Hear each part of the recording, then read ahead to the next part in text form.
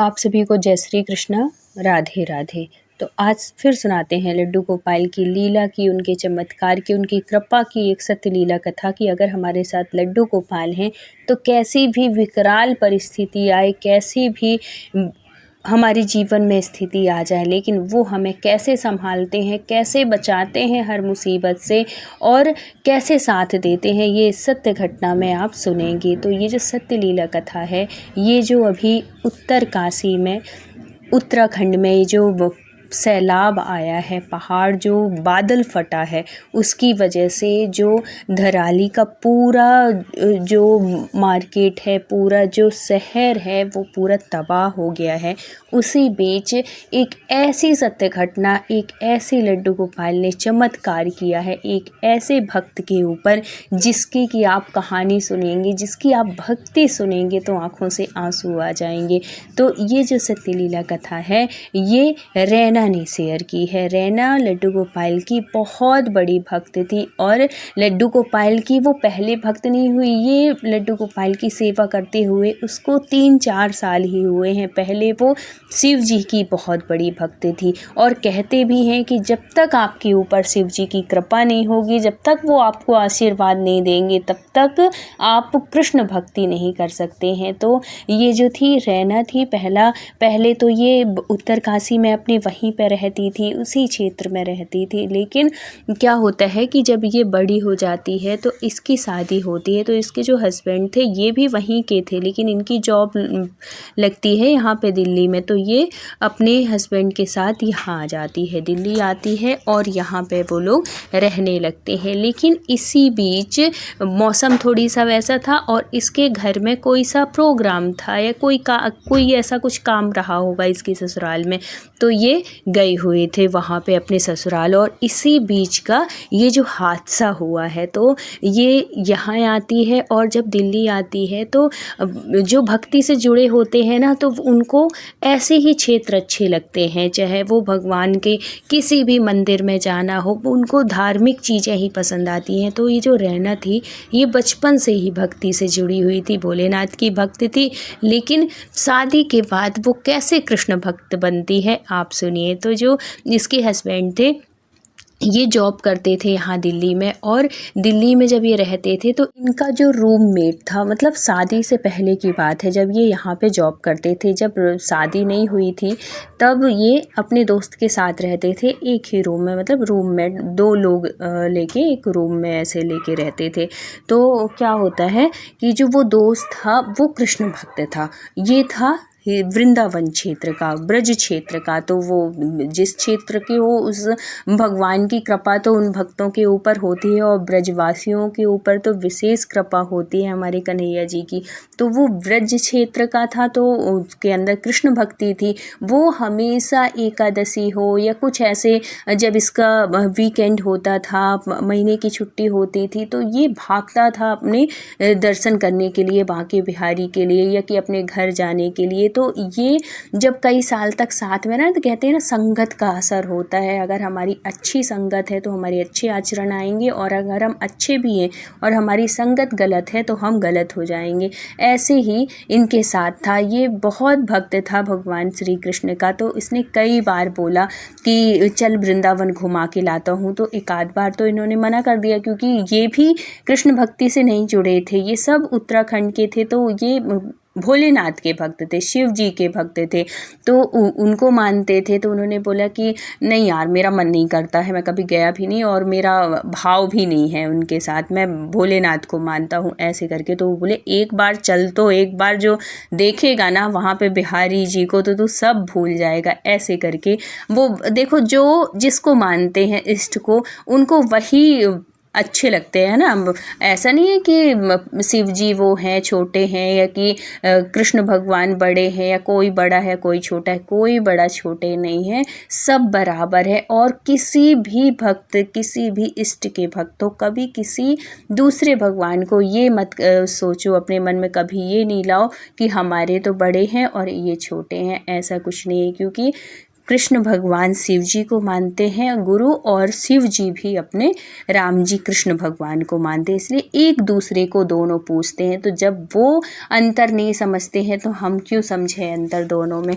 तो उसके कहने पे ये जाता है, इसका रैना का हस्बैंड जाते हैं वृंदावन। जब वृंदावन जाते हैं, एक बार जाते हैं, जैसे ही उनकी बिहारी जी की छवि देखते हैं और वहाँ का माहौल जो देखते हैं ना, इनके मन में इतनी शांति, इतनी सुकून, एक अलग ही उमंग, एक अलग ही खुशी, एक अंदर से इतना मतलब ऐसा लगता है कि अब तो वो ऐसी स्थिति हो गई थी कि वो जो दोस्त था जो कि इतना बेचैन रहता था, उसको अगर एक दिन की छुट्टी मिल गई तो उसका मन करता था कि मैं बिहारी जी के दर्शन कराऊं, मैं वृंदावन हुआ हूँ।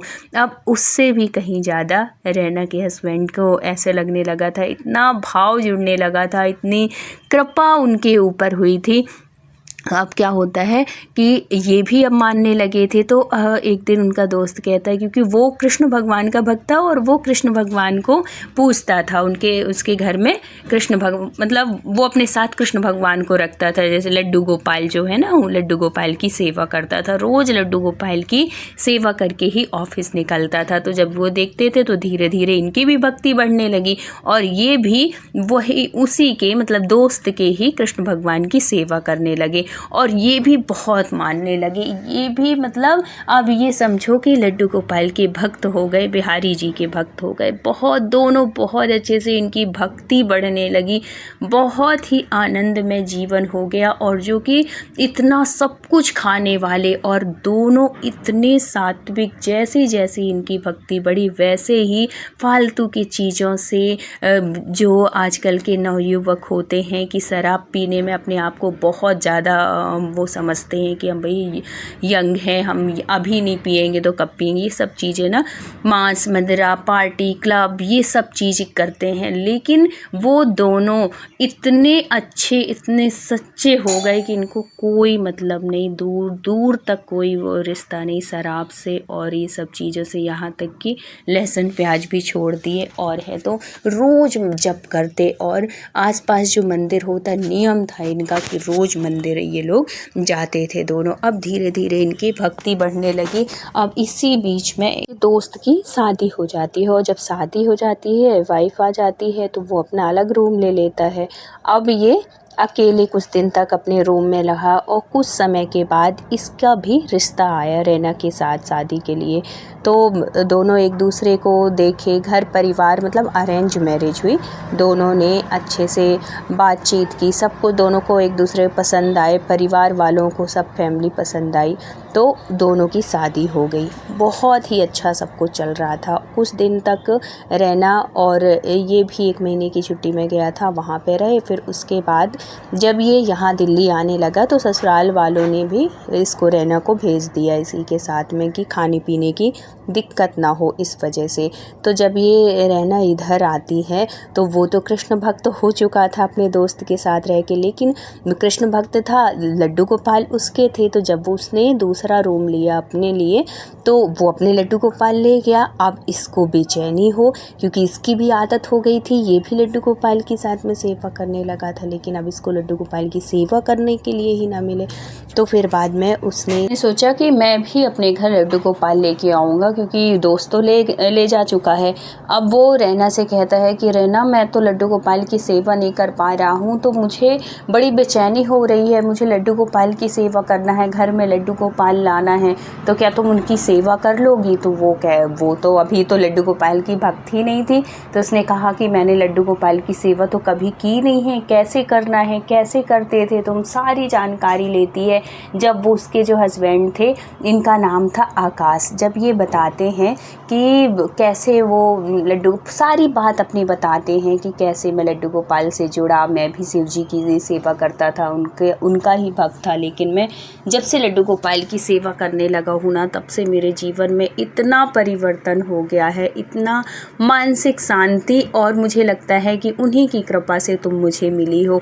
तो ऐसे सारी बात बताता है और फिर बाद में वो कहता है कि चलो मैं ये छुट्टी जो होगी ना मंथ के लास्ट में, तो फिर मैं तुमको वृंदावन लेके जाऊंगा। एक बार रैना वृंदावन, फर्स्ट बार रैना भी वृंदावन जाती है। वृंदावन पहुंचते साथ ही उसका मन इतना शांति उसके मन को मिलती है। ऐसा लग रहा था कि जैसे वर्षों से इस जगह को आने के लिए वो तरस रही हो। और है तो इतनी शांति, इतना सुकून, और जैसे ही वो बिहारी जी के दर्शन करती है, इतना अंदर से उमंग, अंदर से आनंद जो कहते हैं ना, वो खुशी कहती है कि मुझे आज तक जीवन में नहीं मिली जो मुझे यहाँ पे आने के बाद मिली है। और वो 1-2 दिन वृंदावन में रुकते हैं, वहाँ की गोवर्धन की परिक्रमा लगाते हैं, वहाँ का आनंद लेते हैं।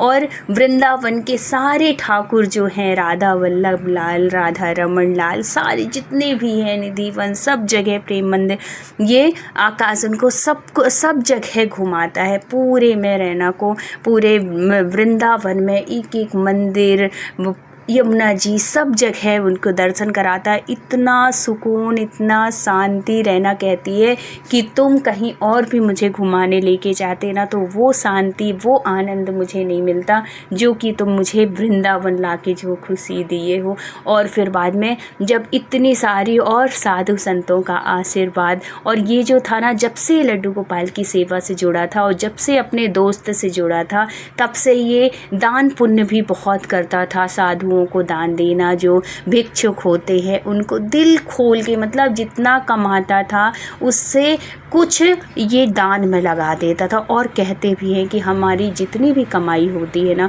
उससे 10% हमें दान में ज़रूर लगाना चाहिए। चाहे आप दान के नाम पे कुछ भी करो, चाहे आप मंदिर में दान कराओ, चाहे आप गरीबों में दान, मतलब गरीबों को दे दो, या कि किसी ज़रूरतमंद को अगर आप उसकी मदद कर देते हो, ये भी दान में आता है। कैसे भी करके आप अपने कमाई का 10% अगर आप दान करते हैं ना, तो आपकी कमाई का मतलब कमाना सार्थक है। आपका जो पैसा है वो ऐसा नहीं है कि वो घट जाएगा, वो दिन दूनी रात चौगनी और आप उससे उन्नति करोगे। तो हमेशा दान धर्म कर्म में ना कभी पीछे नहीं हटना चाहिए। ये नहीं सोचना चाहिए कि अरे मेरे पास कमी आ जाएगी। कमी देने से कभी कमी नहीं आती है, देने से हमेशा बढ़ता है, ये भाव हमेशा रखना चाहिए। तो वो बहुत दान करता था। और रैना तो थी ही बहुत उदार, हमेशा से उदार थी, ये अभी से नहीं, बचपन से ही ये उदार थी। तो वो कभी किसी चीज़, बल्कि और अपने हस्बैंड को बोला करती थी दान धर्म के लिए, और दोनों की भगवान की कृपा से बहुत ही अच्छी बनती थी। कहते हैं ना कि शादी के बाद अगर जीवन साथी अच्छा मिल जाए तो समझो कि जीवन की सार्थकता है। जीवन एक बहुत आनंद में, बहुत सुकून के साथ जी सकते हैं अगर जीवन साथी अच्छा है। और अगर जीवन साथी अच्छा नहीं है, हमारे विचार उसके साथ नहीं मिलते या उसके विचार हमसे नहीं मिलते, तो जीवन में सब कुछ होने के बाद भी ना शांति नहीं रहती है, अशांति वाला माहौल रहता है। इसलिए हे प्रभु, हे कन्हैया, हे लड्डू गोपाल, सबके जीवन में एक अच्छा जीवन साथी देना, चाहे वो लड़की हो या चाहे लड़का हो, सबका जीवन सुखी रहे, सबका जीवन आनंद में रहे और सबके जीवन में भक्ति रहे। क्योंकि बिना भक्ति से आनंद नहीं मिल सकता, बिना भक्ति के शांति भी नहीं रह सकती। बेचैन आदमी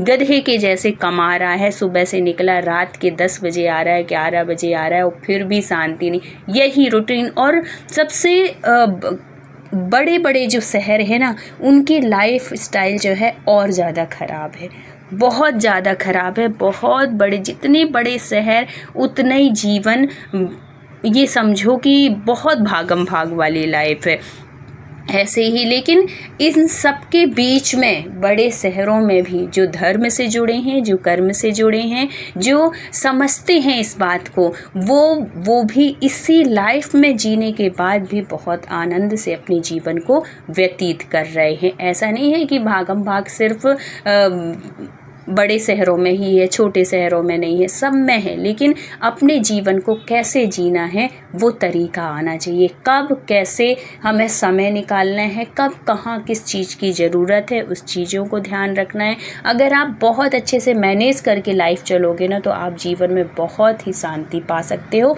और अपने रिश्तों को भी बहुत मजबूती के साथ आगे बढ़ा सकते हो, उनके साथ जीवन जी सकते हो। तो अब क्या होता है कि ये लोग वहाँ जब जाते हैं तो वहाँ से लड्डू गोपाल लेके आते हैं। अब इनकी लड्डू गोपाल की सेवा शुरू हो जाती है और भगवान कहते हैं कि जो निर्मल मन के जो व्यक्ति होते हैं उन्हें मैं बहुत जल्दी उन्हें मिल जाता हूँ। तो ऐसे ही थे ये दोनों, आकाश और रैना। दोनों का मन एकदम निश्चल पवित्र, बिल्कुल किसी भी प्रकार का कोई कपट नहीं, कोई छल छिद्र किसी भी को लेकर कोई इनके मन में वो नहीं था। चाहे ऑफिस का काम हो, ऑफिस के लोगों के साथ हो, घर परिवार के साथ हो, किसी के प्रति इनके मन में द्वेष नहीं था। इसीलिए भगवान ऐसे लोगों से बहुत जल्दी प्रसन्न होते हैं और ऐसे लोगों को ना बहुत जल्दी अनुभूतियाँ कराते हैं। ऐसा लगता है कि जैसे हर क्षण भगवान हमारे साथ हों। अब क्या होता है, यहाँ पे जो ये आपदा आई है ना धराली में, जो ये बादल फटा है, अब इसके जो रहना थी, इसका एक छोटा भाई था और इसके पापा मम्मी पापा, मतलब ये 2 भाई बहन थे, एक बहन और एक भाई था।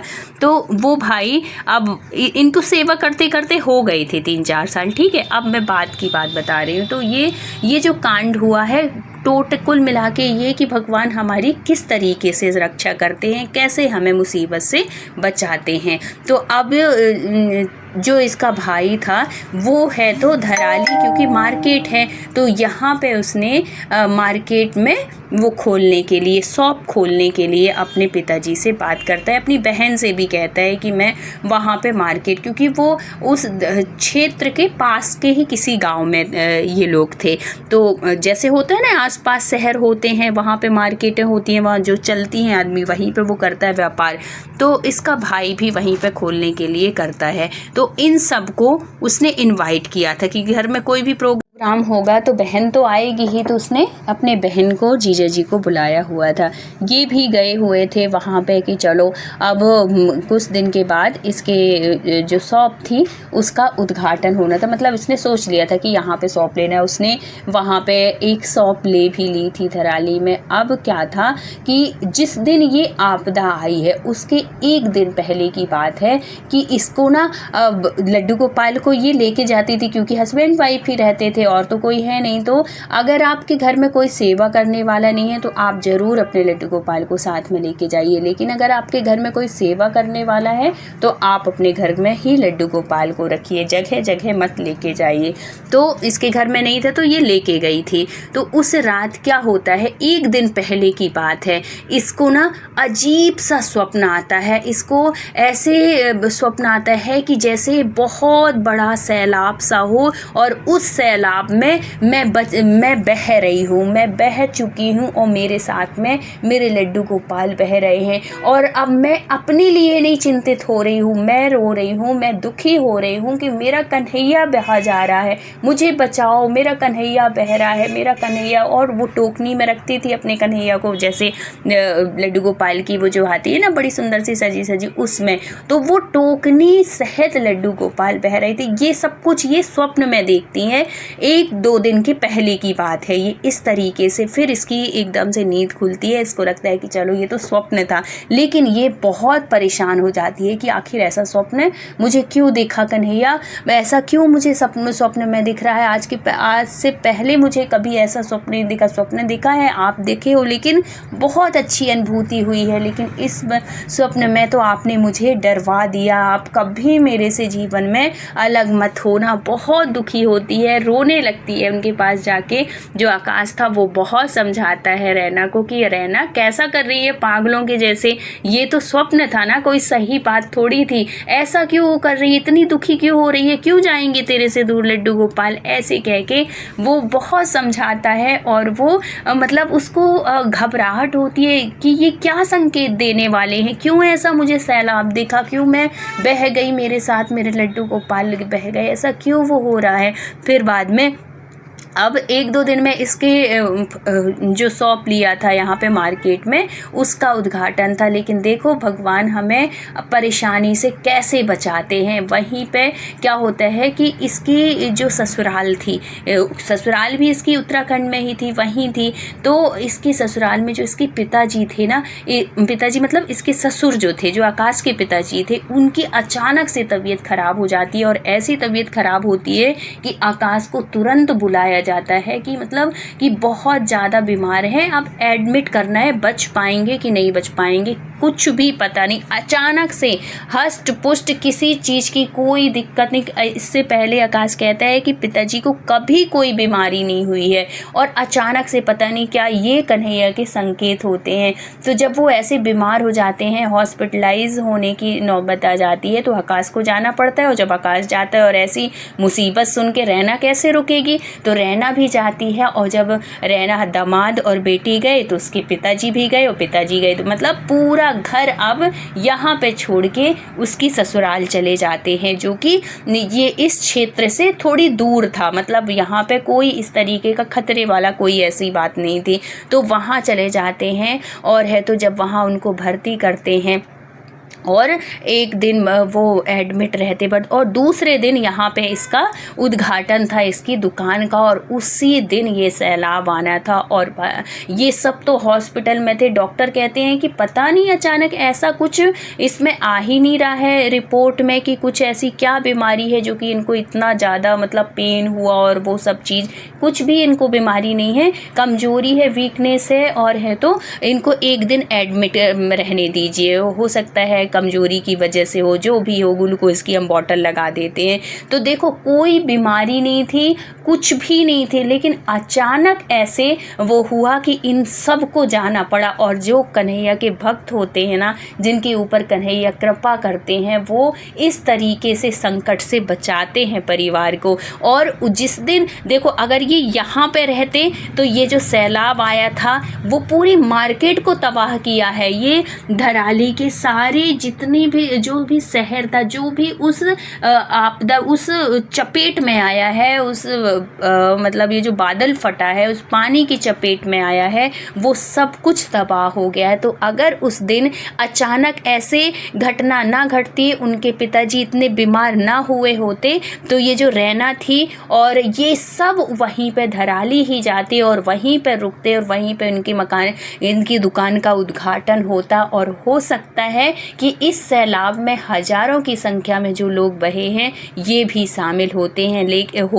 लेकिन कन्हैया के जो भक्त होते हैं, कन्हैया लड्डू गोपाल अपने भक्तों को इस तरीके से बचाते हैं। जब इस सैलाब का, इस अनहोनी का जब न्यूज़ देखते हैं, सबके पैरों के नीचे ज़मीन खिसक जाती है, क्योंकि इतने लोगों की वहाँ पे मतलब मौत हुई। घर के घर, होटल के होटल, दुकानें की दुकानों का कोई पता नहीं है कि कहाँ गई। वो सैलाब में सब उखड़ के सब बह गई, मलबे के साथ बह गई। और जहाँ पे ये इसने दुकान लिया था उस जगह का ही अता पता नहीं है कुछ भी कि कहाँ पे थी वो।